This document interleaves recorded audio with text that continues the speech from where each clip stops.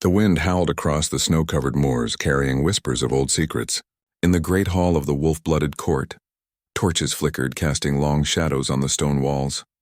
The nobles were gathered, their laughter sharp, cutting like ice, and in the center of their gaze stood the Omega, small and tense. She bowed her head, trying to make herself invisible, but the pack's cruelty could not be so easily ignored. "Look at her," one sneered, pointing at the Omega's crooked smile. Even the wolves would turn away from such a mark. Laughter followed, cruel and hollow.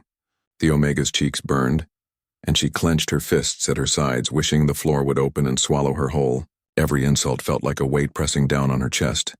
Then came the roar. "Insult her again and you'll pay." The Alpha King's voice thundered through the hall. The laughter stopped abruptly. All eyes turned toward him. King Corin stood at the high dais, his expression dark and commanding. His fist rested on the arm of his throne, knuckles white with the force of his control.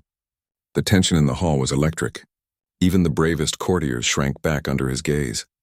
The Omega looked up in surprise, her eyes wide. Relief and fear warred in her chest. She had never seen the king act so openly, so fiercely for someone like her. It was not tenderness in his eyes, but something heavier. Authority, protection, and a quiet fire she did not understand. The pack, now silent, exchanged uneasy glances. Lady Mare, the regent first, gave a sharp laugh, masking her own annoyance. She had been trying to humiliate the Omega for weeks, and now her plans were thrown into chaos. The king's threat was not just words. It was a storm, and no one wanted to be caught in it. Later that night, the Omega wandered the cold corridors of the palace.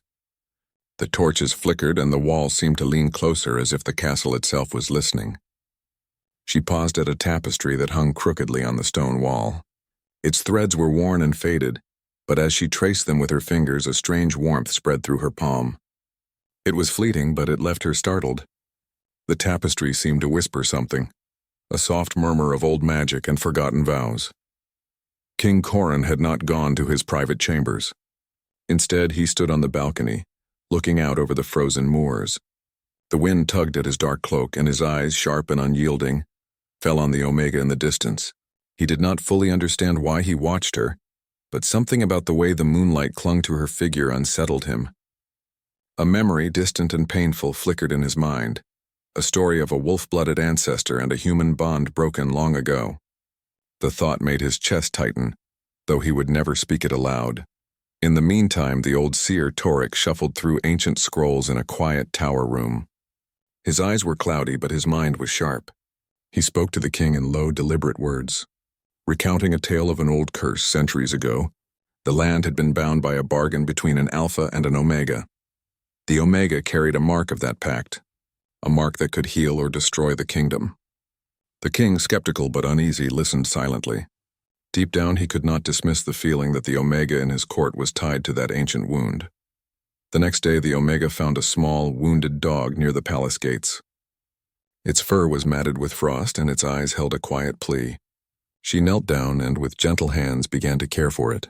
A soldier saw her, his initial intention to mock her fading as he watched her quiet compassion. The news reached the king, though indirectly, and for reasons he could not explain. He felt a pang of curiosity, and perhaps something more dangerous, toward the Omega. Lady Mare, unwilling to let the situation go, plotted anew. She arranged for the Omega to be publicly humiliated during the afternoon ceremony. The pack jeered as the Omega approached, her heart hammering in her chest. But before they could strike, the king stepped forward. He did not speak softly or act delicately. Instead, he moved with the certainty of a storm, placing himself between the Omega and the pack. "She will serve at court as my ward," he declared, his voice echoing through the hall. The words were not just protection. They were a binding, a public claim that left no room for argument. The Omega's eyes widened. Fear, anger, and something unrecognizable flickered within her. She had been rejected, mocked, and scorned her whole life, and now she was bound to the king, a man who seemed as untouchable as he was intimidating. She would not bow easily, nor would she accept this role quietly. The palace became her new home, though not by choice. She was confined to a wing of the building, watched constantly by the king's soldiers. The walls were beautiful but cold, their marble floors reflecting light that never seemed warm. She roamed the corridors often alone, her thoughts drifting to the tapestry and the whispered stories of the curse. One night, as snow fell thickly outside, the Omega walked the quiet halls. Tracing her fingers over the cold stone, she felt the threads of magic stir once more, faint and urgent. At the same time, the king, restless and unable to sleep, passed by her wing. He noticed the tension in her posture, the way her eyes flicked nervously at the shadows. For a fleeting moment he saw vulnerability, a human fragility that made him uneasy. He ordered her confined for safety, knowing it was as much about his own need for control as her protection. Days passed and the tension between them grew. The Omega's pride bristled against the restrictions of court life. She had survived mockery before. She could survive this too. But the king watched her closely, his anger and curiosity entwined in ways neither of them fully understood. Their encounters were short and sharp, a glance, a word, a gesture, but each left a lasting mark on both their hearts. Then came the night of the hunt. The moors were covered in snow, and the moon hung low and heavy in the sky. King Corin led the hunt, a pack of soldiers following closely. The Omega accompanied him, not out of loyalty but because he demanded it. The wind bit at their faces and the world was white and silent around them. Suddenly, a spectral thorn, a relic of the old curse, struck the king. He stumbled, pain flaring through his body, and the pack hesitated, unsure what to do. The Omega, without thought, stepped forward. She pressed her palm to his chest, the warmth of her touch surprising them both. Around them the wind shifted, and for a moment the world seemed suspended. Flames of memory and magic danced in her mind, showing a vision of the ancient pact, a bond between Alpha and Omega, forged in blood and honor. The king gasped, his strength failing, and the Omega whispered a name she did not know she remembered. You were never meant to be alone," the king said, his voice rough and unsteady. The words carried weight and something like longing. The pack saw nothing. The court knew nothing. But the bond between the king and the Omega had begun, fragile and terrifying like ice forming over a dark river. The hunt ended, and the king was carried back to the palace, leaning on the Omega in a way that surprised them both. Their journey through the snow was silent, save for the wind and their unspoken understanding. For the first time, the Omega realized that her life in the court was not only a cage but also a path to something she had never imagined, a chance to change the very fate that had marked her from birth. Back in the palace, the old seer watched from his tower. Torek had seen visions before, but even he felt the tremor of something new. The ancient curse had stirred, and the threads of fate were weaving tightly around the king and the Omega. If they were to survive the coming trials, they would have to trust each other, and trust had never come easily to either of them. In the quiet hours of the night, the Omega stood at her window looking out over the frozen moors. She did not yet understand the full weight of the curse, nor the depth of the king's past, nor the danger that Lady Mare would continue to bring. But for the first time, she felt the stirrings of power within herself, the ability to touch the world, to heal, and perhaps even to change the hearts of those who had mocked her. And somewhere in the shadows the king watched her, aware that the fire he had once feared might now be the only thing strong enough to save them both. The wind carried the whispers of old magic once more, and the palace seemed to hold its breath. The stage was set. The bond had begun, and the true test of courage, loyalty, and love had not yet come. The morning after the hunt, silence hung over the palace like a shroud. Snow still covered the moors, and the air was heavy with cold mist. The king had not left his chamber since the night before. The wound on his chest and caused by the spectral thorn Ymir refused to heal. The court whispered that it was punishment for protecting the rejected Omega. The Omega sat quietly outside his chamber door, her hands folded in her lap. She had not slept.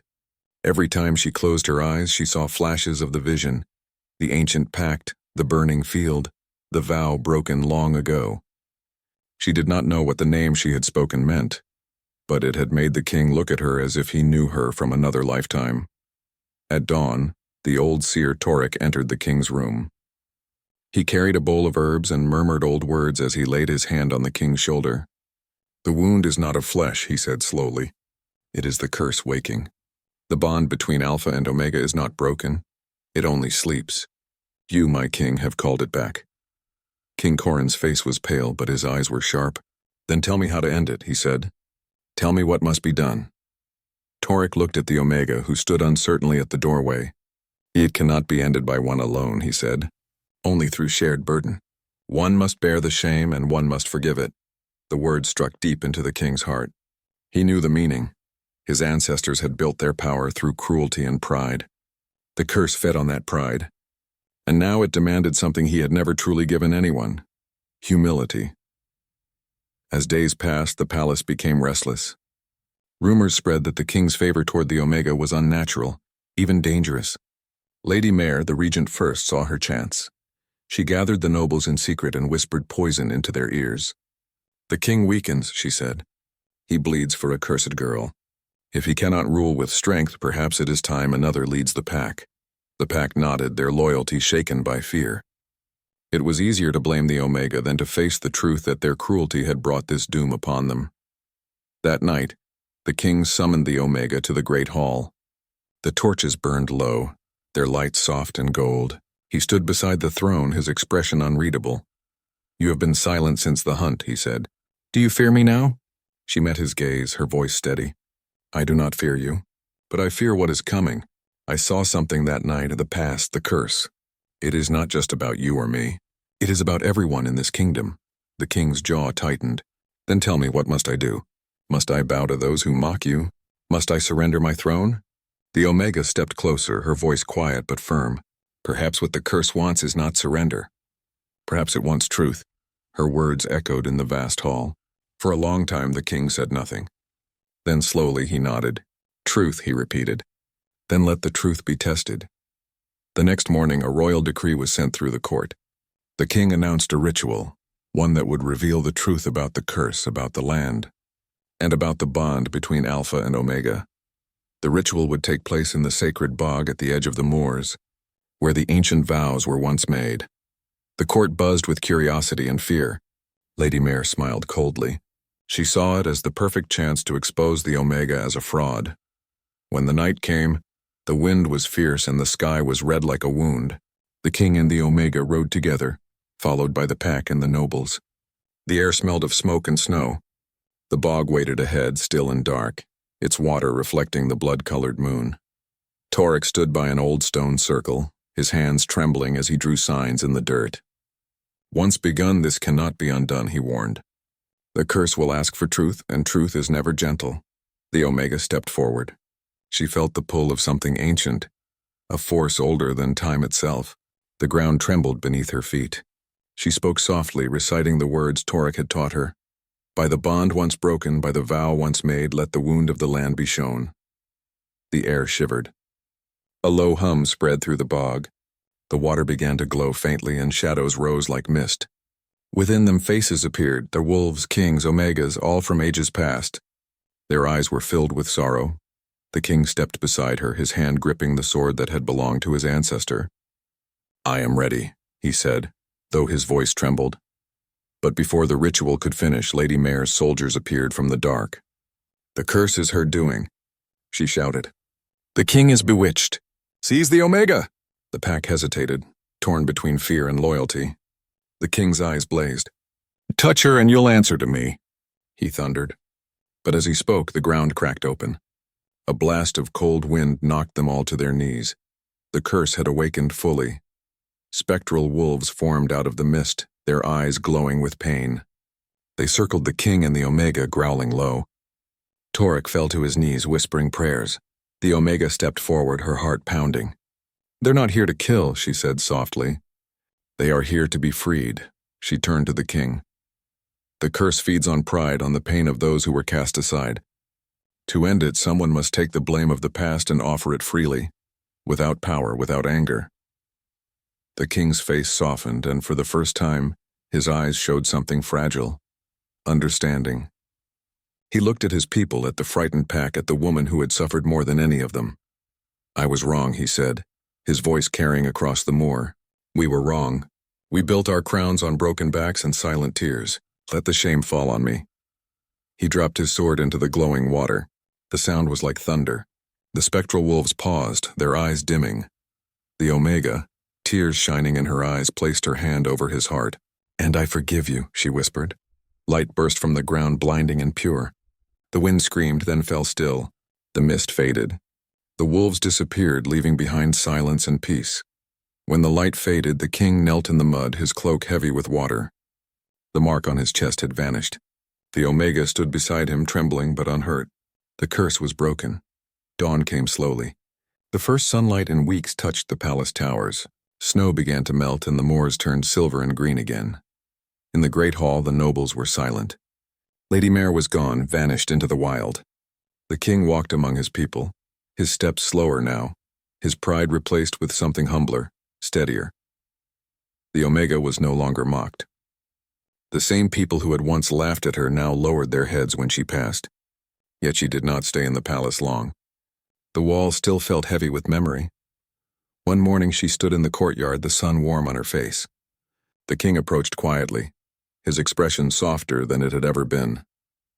"You could stay," he said. She looked at him with a gentle smile. "I could, but I think my path is beyond these walls. There are others like me out there, those who still believe they are less. Maybe I can help them see they are not." He nodded slowly. "Then go with my blessing." She turned to leave, but he called out softly, "Elin." It was the first time he had spoken her name with tenderness. She turned, meeting his eyes. "Thank you," he said simply. Her smile deepened, and for a moment it felt as though the whole world held its breath. Then she walked away, her cloak trailing behind her, a single figure against the wide, reborn land. The king watched until she disappeared beyond the hills. The wind carried her scent, wildflowers and frost, and he knew he would never forget it. Torik's voice echoed faintly from the tower. "The wound is healed, but every healing leaves a scar." The king touched his chest, where the thorn had once pierced, and whispered, "Then let it remind me to rule with mercy." He turned back toward the palace, the sun rising over the kingdom. The curse was gone, but the memory of it, the lesson of humility and love, would remain forever. And somewhere, far beyond the moors, the Omega walked through morning mist, free at last, her heart lighter, her spirit stronger, and her destiny her own.